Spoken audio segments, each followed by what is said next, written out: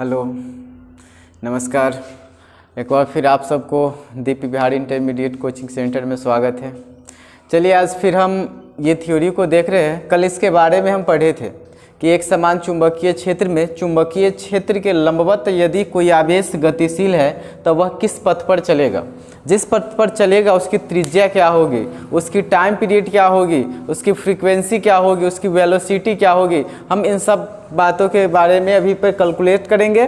कल हम ये सब पढ़ लिए थे कि ये इस वृत्ताकार पथ पर कैसे चलती है, जब इस पे चलती है तो किस वेलोसिटी के साथ चलती है, इसका वर्क डन क्या होगा। हम इन सब बात को पढ़े थे। क्योंकि हम बताए थे कि ये जो फोर्स है, इस फोर्स की डायरेक्शन कहाँ से प्राप्त होती है, राइट हैंड थंब रूल से। कैसे?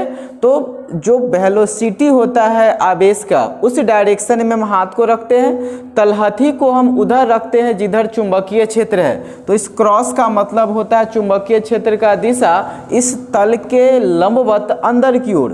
तो तलहथी उधर हो जाएगी और चुंबकीय क्षेत्र की दिशा में उंगली को मोड़ते हैं, और जो अंगूठा की दिशा हुई वो फोर्स की दिशा होती है।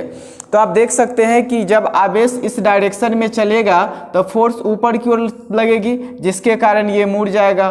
फिर यहाँ पे देख लीजिए आप, इस डायरेक्शन में आएगी तो फोर्स फिर क्या हो जाएगा, ऐसे हम रखेंगे, फोर्स इधर लगेगा, फिर ये इधर की तरफ मुड़ेगी, और इस प्रकार ये वृत्ताकार पथ पर चलते रहेगी। उसके बाद हम ये भी बताए थे कि ये वृत्ताकार पथ पर एक समान चाल से चलेगी। एक समान चाल से क्यों चलेगी? क्योंकि इधर देखिए वेग इस तरफ है और फोर्स इधर लग रहा है, दोनों एक दूसरे के 90 डिग्री पर है। वेग की दिशा में कोई फोर्स नहीं लग रहा है, जिससे उसके वेग में कोई परिवर्तन नहीं होगा, केवल उसके दिशा में परिवर्तन होगा। तो वो वृत्ताकार पथ पर घूमेगा, लेकिन एक समान से। उसके बाद फिर एक और चीज़ बताए थे कि यहाँ पर फोर्स लग रहा है, केंद्र की ओर विस्थापन हो रहा है इधर, मतलब बल और विस्थापन में 90 डिग्री का कोण बन रहा है, जिसके कारण यहाँ पर वर्क डन भी 0 होगा। तो अब हम कैलकुलेट कर लेते हैं कि यह किस वेलोसिटी से घूम रहा है, कितना त्रिज्या पर घूम रहा है, इसकी टाइम पीरियड क्या है। ठीक है, तो हम लोग लिख लेते हैं calculation of radius. Calculation of radius, ठीक है, यानी जिस पथ पे चल रही है उस पथ की त्रिज्या हम ज्ञात कर लेते हैं। ठीक है, तो हम जानते हैं कि कोई भी वस्तु यदि वृत्ताकार पथ पर घूमती है तो उस पथ पर घूमने के लिए उसे आवश्यक अभिकेंद्र बल चाहिए। ठीक है, यानी कोई भी वस्तु वृत्ताकार पथ पर चले तो वृत्ताकार पथ पर चलने के लिए क्या चाहिए, आवश्यक अभिकेंद्र बल चाहिए, सेंट्रीपिटल फोर्स। तो यहाँ पर इस आवेश को इस वृत्ताकार पथ पर घूमने के लिए आवश्यक अभिकेंद्र बल कौन देगा? तो आवश्यक अभिकेंद्र बल ये जो मैग्नेटिक फोर्स है वो देगा। तो यहाँ पर आवश्यक अभिकेंद्र बल यानी FC सेंट्रीपिटल फोर्स, अभिकेंद्र बल की वैल्यू वो कहाँ से मिलेगा? तो मैग्नेटिक फोर्स से मिलेगा। अब अभिकेंद्र बल क्या होता है? अभिकेंद्र बल होता है mv²/r। तो mv²/r हो गई, बराबर में ये आप फर्स्ट ईयर में ही पढ़े होंगे, सर्कुलर मोशन में पढ़ाए होंगे, यूनिट डायमेंशन में बताए होंगे, कई जगह हम इसको बताए होंगे। ठीक है, SHM में भी इसको बताए होंगे। उसके बाद FM जो हम कल पढ़े हम लोग, QVB sin थीटा, ये होता है। अब यहाँ पर आप देख सकते हैं कि ये जो एंगल होता है वो वेलोसिटी और चुंबकीय क्षेत्र के बीच का कोण होता है। तो आप देख सकते हैं कि वेलोसिटी का डायरेक्शन है वो x डायरेक्शन में है, जबकि इसका जो डायरेक्शन है वो z' डायरेक्शन में है। चूँकि तल के लंबवत अंदर की ओर है तो इसके बीच का कोण है 90 डिग्री, यानी चुंबकीय क्षेत्र अंदर की ओर है और ये वेग जो है वो इस तरफ है, यानी ये 90 डिग्री का कोण बन रहा है। और sin 90 का वैल्यू पता है, एक होता है। तो क्या हो जाएगा, ये mv²/r = QVB, ये हो जाएगा। तो यहाँ v से ये भी कट जाएगा, कटेगा ना। अब यहाँ से हम वेलोसिटी भी निकाल सकते हैं। तो अगर वेलोसिटी निकालना चाहे तो r यहाँ पे चलाएगा, m नीचे चलाएगा, तो v बराबर क्या हो जाएगा, QBr/m। ये हो गया वेलोसिटी, यानी वृत्ताकार पथ पर कितना वेग से चलेगा, तो QBr/m वेग से चलेगा। हमने कैलकुलेशन ऑफ त्रिज्या यहाँ पे लिखा है, तो त्रिज्या की वैल्यू क्या होगा, बस इसको क्रॉस मल्ट इंटरचेंज कर लेंगे थोड़ा सा। तो देख लीजिए क्या हो जाएगा, ये हो जाएगा r बराबर, ये हो जाएगा Vm अपॉन क्यू बी, तो ये हो जाएगा इसकी त्रिज्या। ठीक है, तो अगर कोई कण, आवेशित कण है जो v वेग से चुंबकीय क्षेत्र, एक समान चुंबकीय क्षेत्र में गतिशील है, तो वो जिस पथ पर चलेगा उस पथ की त्रिज्या क्या होगी, vm अपॉन क्यू बी, जहाँ पे v उसकी वेलोसिटी है, m क्या चीज़ है, उस पार्टिकल का मास जो पार्टिकल उस पर चल रहा है, q क्या है, उसका आवेश है, और b क्या है, चुंबकीय क्षेत्र है जिस क्षेत्र में वो चल रहा है। और वेलोसिटी देखेंगे तो वेलोसिटी का भी वैल्यू है q B r upon m, तो ये q क्या है, आवेश है उसका, b चुंबकीय क्षेत्र है, r क्या है, त्रिज्या है जिस पथ पे चल रहा है, और m क्या है, उसका द्रव्यमान है। चलिए यहाँ से हम आगे उसका टाइम पीरियड भी निकाल सकते हैं। ठीक है, तो टाइम पीरियड निकालने के लिए हम इस फार्मूला को यूज करते हैं, चूँकि v बराबर क्या चीज़ है, q B r upon m, ये है, और किस पथ पर चल रहा है, तो वृत्ताकार पथ पर चल रहा है। अब हम जानते हैं कि वृत्ताकार पथ पर के लिए अगर हम इसका फ्रीक्वेंसी और टाइम पीरियड की हम बात कर रहे हैं, तो टाइम पीरियड क्या होता है कि यदि कोई वस्तु एक निश्चित कक्षा में निश्चित समय में बार बार अगर चल रहा है तो उसी के लिए टाइम पीरियड निकाला जाता है। जैसे पेंडुलम में होता है, जैसे घड़ी में आप देखते होंगे कि वो उसमें सेकेंडी लोलक लगा होता है, 1 सेकेंड में वो यहाँ तक गया, फिर दूसरे सेकेंड में यहाँ, मतलब 2 सेकेंड के अंतराल पर वो ऐसे ऐसे चलते रहता है, इस प्रकार होता है। तो यहाँ पर भी आवर्तकाल क्या होगा कि जितने देर में ये एक चक्कर पूरा कर लेगा ना, उसी को बोलते हैं आवर्तकाल। यानी ये वृत्ताकार पथ पे घूम रहा है तो जितने समय में एक चक्कर पूरा कर लेगा उसको आवर्तकाल कहेंगे। अब देख लीजिए कि जितना देर में एक चक्कर पूरा कर ले उसको हम आवर्तकाल कैपिटल टी से लिखेंगे, और एक चक्कर लगाने में इसको कितनी दूरी तय करनी पड़ी, तो इसके परिधि के बराबर, और वृत्त का परिधि क्या होता है, 2 पाई आर। तो यहाँ पर ये जो वेलोसिटी है, इस वेलोसिटी के जगह हम दूरी बटे समय लिख सकते हैं, चूँकि चाल बराबर दूरी बटे समय होता है। तो दूरी क्या चीज़, तो एक चक्कर चलेगा तो वृत्त की परिधि 2 पाई आर, और अपॉन क्या चीज़, टाइम, टाइम कितना, तो कैपिटल टी लिखेंगे, क्योंकि एक चक्कर लगाने में जो समय लगता है उसी को तो हम आवर्तकाल कहते हैं, और बराबर क्या हो जाएगा, q B r upon m. अब ये आर से आर क्या होगा, कट जाएगा, इसको हम उलट देते हैं, तो टी बराबर क्या हो जाएगा, टी बराबर हो जाएगा, ये उलट देंगे तो टी बटे 2 पाई लिख लेते हैं, बराबर में क्या हो जाएगा, एम अपॉन क्यू बी। तो 2 पाई को इधर ले आएंगे तो टी बराबर क्या आ गया, 2 पाई एम अपॉन क्यू बी। ये हमारा टाइम पीरियड हो गया। ठीक है, ये क्या चीज़ हो गया, ये टाइम पीरियड हो गया। यानी जो इलेक्ट्रॉन है, प्रोटॉन है, कोई भी आवेश हो सकता है, अगर एक समान चुंबकीय क्षेत्र में वृत्ताकार पथ पर घूम रहा है तो उसका आवर्तकाल होगा 2 पाई एम बटे क्यू बी। ठीक है, अब इसकी फ्रीक्वेंसी क्या होगी, तो हम फ्रीक्वेंसी भी निकाल सकते हैं। फ्रीक्वेंसी क्या होता है, इकाई सेकेंड में चक्करों की संख्या। जैसे हमने मान लिया ना कि टी समय में 1 सेकेंड एक चक्कर लगाता है, मतलब एक चक्कर लगाने में जो समय लगा उसको टी कहते हैं और इसको कहते हैं आवर्तकाल। अब है कि 1 सेकेंड में कितना चक्कर लगाया वो, तो हमने मान लिया कि टी सेकेंड में 1 चक्कर लगाया, यही ना माना, तो इकाई सेकेंड में कितना हो जाएगा, 1 बटे टी, और इकाई सेकेंड में जो चक्करों की संख्या होती है उसी को फ्रीक्वेंसी कहते हैं। तो एफ बराबर क्या होगा, 1 बटे टी, यानी आवृत्ति बराबर होता है 1 बटे टी। तो आप देख लीजिए यहाँ पर हम लिखेंगे फ्रीक्वेंसी बराबर एफ बराबर 1 बटे टी, और टी का वैल्यू क्या चीज़, ये। ठीक है, तो एफ बराबर हो जाएगा 1 बटे और टी के जगह पर ये 2 पाई एम अपॉन क्यू बी, तो क्यू बी ऊपर चला जाएगा तो फ्रीक्वेंसी बराबर हो जाएगा क्यू बी बटे 2 पाई एम। तो ये आवृत्ति होगी हमारा।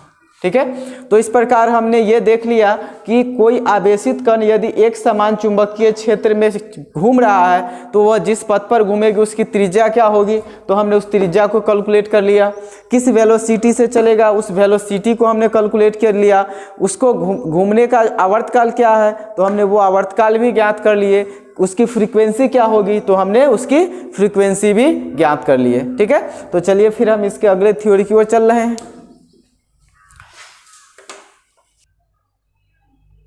तो देखिए अब अगला टॉपिक क्या है कि velocity of charge particle in mutual perpendicular electromagnetic field, यानी एक समान विद्युत चुंबकीय क्षेत्र। यहाँ पर विद्युत क्षेत्र भी है और चुंबकीय क्षेत्र है, और इस विद्युत चुंबकीय क्षेत्र में एक चार्ज पार्टिकल है, मतलब आवेशित कण है Q, जो v वेग से अगर चल रहा है तो इसका वेलोसिटी क्या होगा। हम मान लेते हैं कि यहाँ पर जो विद्युत क्षेत्र होगा उस विद्युत क्षेत्र का वैल्यू होगा E और चुंबकीय क्षेत्र का वैल्यू है B, ठीक है।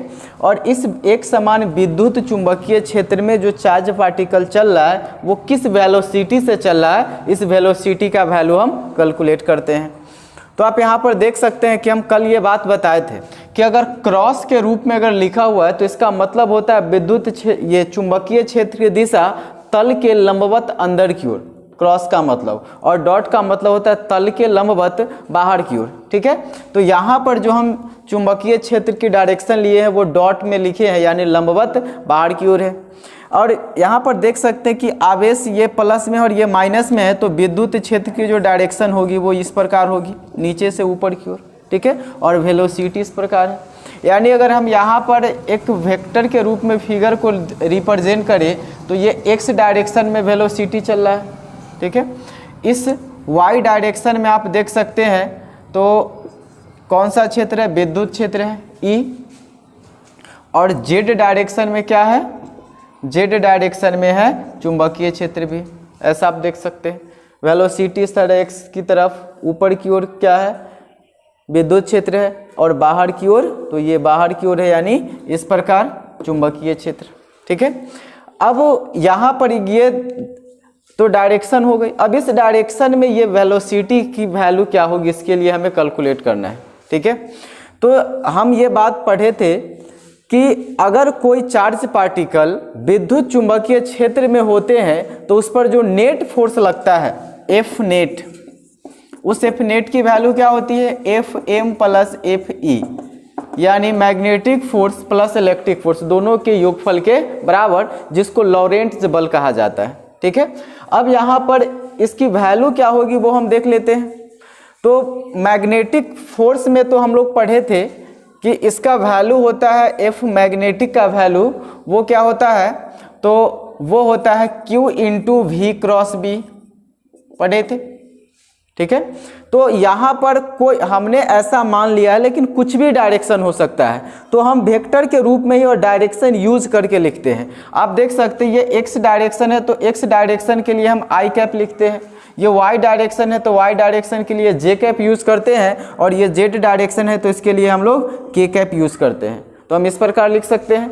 तो हम वेक्टर के रूप में ही फोर्स को निकालेंगे, तो क्या हो जाएगा, F बराबर क्या हो जाएगा, Q, और V क्रॉस V है, तो इस V के जगह पर क्या हो जाएगा, हम ऐसा लिखेंगे, वेक्टर के रूप में लिखे तो आप देख सकते हैं V x डायरेक्शन में है, तो हो जाएगा V और I कैप क्रॉस B, क्या चीज़ हो जाएगा, J कैप, ऐसा लिख सकते हैं। डायरेक्शन के साथ हम लिख रहे हैं, तो ये हो जाएगा F मैग्नेटिक फोर्स की वैल्यू हो जाएगी QVB, अब इसको बाहर कर लेंगे, ये हो जाएगा QI क्रॉस J, ऐसा।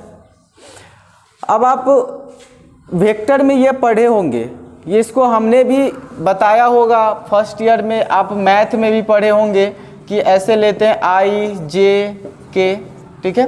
और एंटी क्लॉकवाइज यदि गुना करते हैं क्रॉस में तो वो प्लस में आता है, जैसे I को J से गुना करे तो K होगा, J को K से गुना करे तो I होगा, I और K को I से गुना करे तो J होगा, यानी एंटी क्लॉकवाइज चले तो आंसर प्लस में आता है। कहने का मतलब I क्रॉस J का वैल्यू क्या हो जाएगा, K होगा।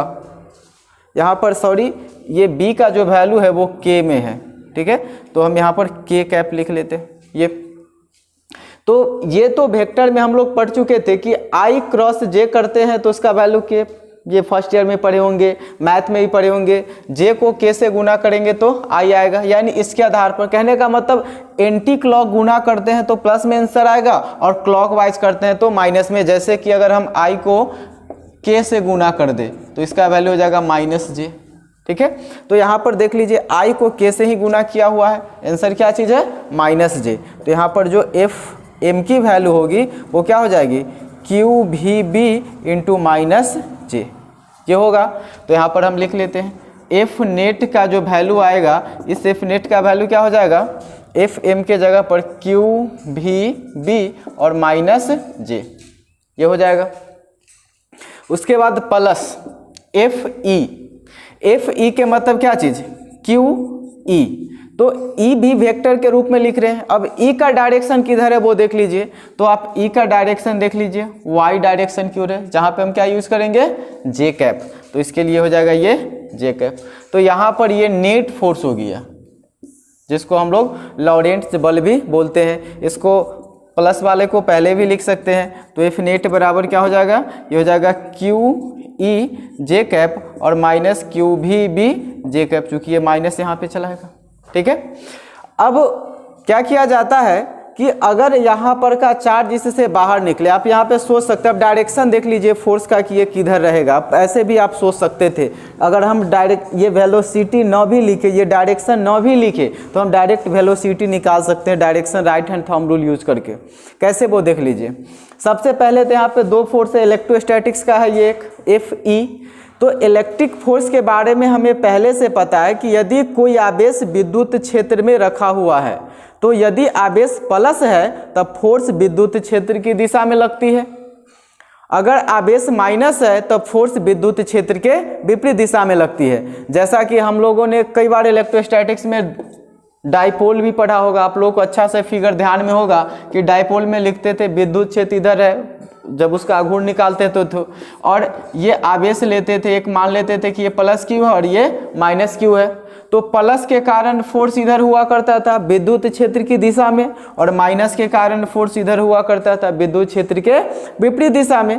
तो ये तो आपको हमने ये डायरेक्शन के लिए बताया, चूंकि याद रहे आपको कि अगर कोई प्लस आवेश विद्युत क्षेत्र की दिशा में है तो उस पर जो फोर्स लगेगा वो विद्युत क्षेत्र की दिशा में लगेगी। तो आप यहाँ पर देख लीजिए विद्युत क्षेत्र की डायरेक्शन किधर है, वाई डायरेक्शन यानी ऊपर की ओर, तो फोर्स भी लगेगा ऊपर की ओर। और ऊपर की ओर कितना फोर्स लगेगा, तो ऊपर की ओर फोर्स लगेगा क्यू ई, ठीक है। नॉर्मली बिना डायरेक्शन के हम कैलकुलेट करके बता रहे हैं। तो क्यू ई फोर्स हो गया विद्युत क्षेत्र के कारण। अब चुंबकीय क्षेत्र के कारण फोर्स हम कैसे निकालते हैं, तो राइट हैंड थंब रूल से, ठीक है। क्या उसका रूल क्या चीज़ है, तो जिधर आवेश चल रही होती है उस तरफ हम हाथ को रखते हैं, जिधर चुंबकीय क्षेत्र होती है उस तरफ तलहथी को रखते हैं। तो अब देख लीजिए इधर चल रहा है तो इधर हाथ को रखें, लेकिन चुंबकीय क्षेत्र की दिशा किधर है, बाहर, तो तलहथी को हम बाहर करेंगे इस प्रकार, और चुंबकीय क्षेत्र की दिशा में उंगली को मोड़ेंगे ऐसा, तो फोर्स किधर लगा, नीचे की ओर। तो ऊपर की डायरेक्शन में लग रहा है एफ ई और नीचे की डायरेक्शन में लग रहा है, क्या लग रहा है, एफ एम, और जिसका वैल्यू क्या हो जाएगा, क्यू भी बी। क्यू भी क्यों, क्योंकि यहाँ पर वेलोसिटी इस डायरेक्शन में है और चुंबकीय क्षेत्र अंदर की ओर है, सॉरी बाहर की ओर है, इस प्रकार ऐसे।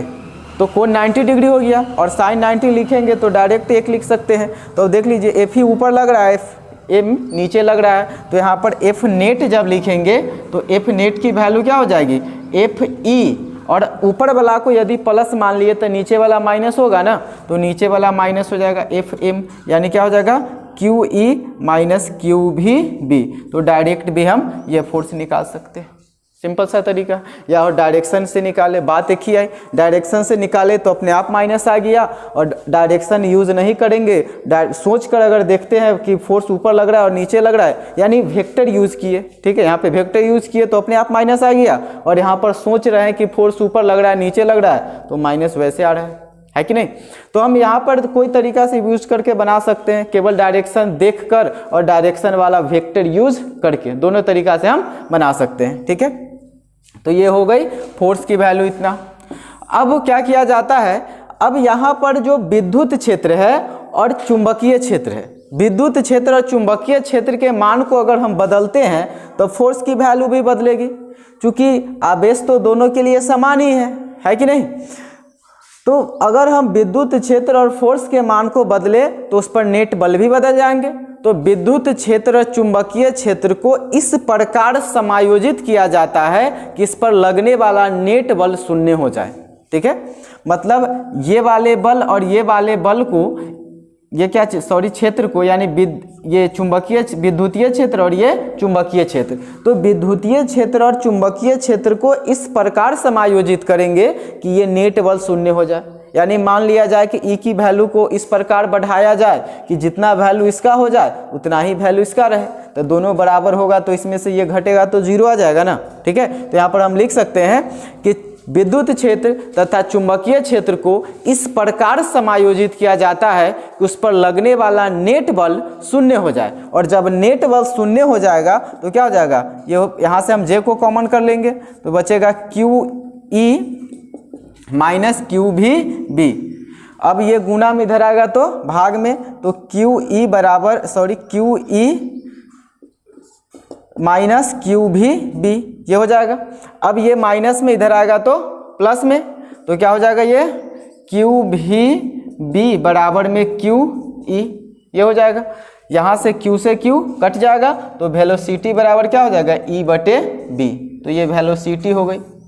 ठीक है, और इस वेलोसिटी से चले तो सीधा ये क्षेत्र को पार कर जाएगा। ठीक है, यहाँ से भी हम डायरेक्ट कर सकते थे, वेक्टर अगर नहीं यूज़ करें तो डायरेक्ट लिखेंगे नेट जीरो हो जाना चाहिए, यानी लिखेंगे कि विद्युत क्षेत्र और चुंबकीय क्षेत्र को इस प्रकार समायोजित करें उस पर लगने वाला नेट बल शून्य हो जाए ताकि आवेश इस क्षेत्र को पार कर जाए। ठीक है, और आवेश जब क्षेत्र को सीधे पार कर जाएगा उस स्थिति में नेट बल जीरो रहेगा, और उसके लिए क्या लिखेंगे, जब जीरो लिखेंगे तो आ जाएगा ये जीरो बराबर क्यू ई माइनस क्यू भी बी, तो भी का वैल्यू आ जाएगा ई बटे बी। तो ये हो गया वेलोसिटी, कब, जब इस पर लगने वाला नेट बल शून्य हो तब। यानी कोई भी गतिशील आवेश अगर विद्युत चुंबकीय क्षेत्र में इस प्रकार गतिशील हो कि उस पर लगने वाला नेट बल शून्य हो तो उसकी वेलोसिटी होती है v बराबर ई बटे बी। अब ये कई बार यहाँ पर से अब यूनिट पूछा हुआ है, कई बार इस क्वेश्चन को एग्जाम में हमने देखा कि केवल इसका यूनिट, कई बार एक बार डायमेंशन भी देखे। क्वेश्चन ऐसा था एक बार का, बी बटे ई का एसआई मात्रक क्या होता है, हमने लिखा ई बटे बी, हमारा आंसर क्या है, इस बात को आप ध्यान में रखिएगा, भी बराबर है ई बटे बी। लेकिन एग्जाम में क्या पूछे हुआ है कि बी बटे ई का एसआई मात्रक क्या होता है। तो हम बता रहे थे कि एग्जाम में पूछे हुए था एक टाइम में क्या चीज़ कि बी बटे ई का एसआई मात्रक क्या होगा। तो अभी हम फार्मूला क्या निकाले कि वेलोसिटी v बराबर होता है ई बटे बी, और एग्जाम में पूछा था ई बटे बी। तो आप ये देख लीजिए ई बटे बी है वो क्या है, वेग है, और वेग का ऐसा ही मात्रक होता है मीटर प्रति सेकेंड। ठीक है, और इसका डायमेंशन होता है LT इनवर्स। ठीक है, तो यानी ई बटे बी का ऐसा मात्रक मीटर प्रति सेकेंड और इसका डायमेंशन LT इनवर्स। ठीक है, तो b बटे ई का क्या होगा, तो आप देख लीजिए इसका उल्टा हो जाएगा, क्योंकि ये उलट गया तो इसका क्या हो जाएगा, सेकेंड प्रति मीटर, और इसका क्या डायमेंशन, इसका क्या रहेगा, तो इसका डायमेंशन रहेगा L इनवर्स T, उल्टा हो गया। तो ये एक बार एग्जाम में पूछा था इसलिए हम ऐसा बता रहे हैं। ठीक है, आप इसको याद रखेंगे कि v बराबर होता है ई बटे बी, यानी ई बटे बी क्या होता है, वेलोसिटी है, और वेलोसिटी तो b बटे ई का वैल्यू क्या हो गया, सेकेंड प्रति मीटर। तो हम लोग को याद ये रखना है ई बटे बी, जिसका वैल्यू वेलोसिटी कहते हैं, और इसका मात्रक हो जाएगा मीटर प्रति सेकेंड L, और डायमेंशन हो जाएगा LT इनवर्स। ठीक है, तो आप लोग इस थ्योरी को लिख लीजिएगा, इस पे क्वेश्चन भी आप लोग को मिल सकता है। इसको पॉइंट बना के इन सारी बात को लिख सकते हैं कि हम ई और बी के अनुपात को वेग कहते हैं। ठीक है, इस बात को पॉइंट बना के लिख लेंगे। आगे इलेक्ट्रोमैग्नेटिक वेव में भी ऐसा फार्मूला आपको देखने को मिलेगा, तो इसको आप नोट्स में बनाइए और घर पे बढ़िया से पढ़िए, स्टडी कीजिए। कुछ ही समय के बाद सब कुछ सुचारू ढंग से चालू हो जाएगा, फिर से आप क्लास में आ सकेंगे। तब तक के लिए देखते रहिए दीप बिहार इंटरमीडिएट कोचिंग सेंटर। धन्यवाद।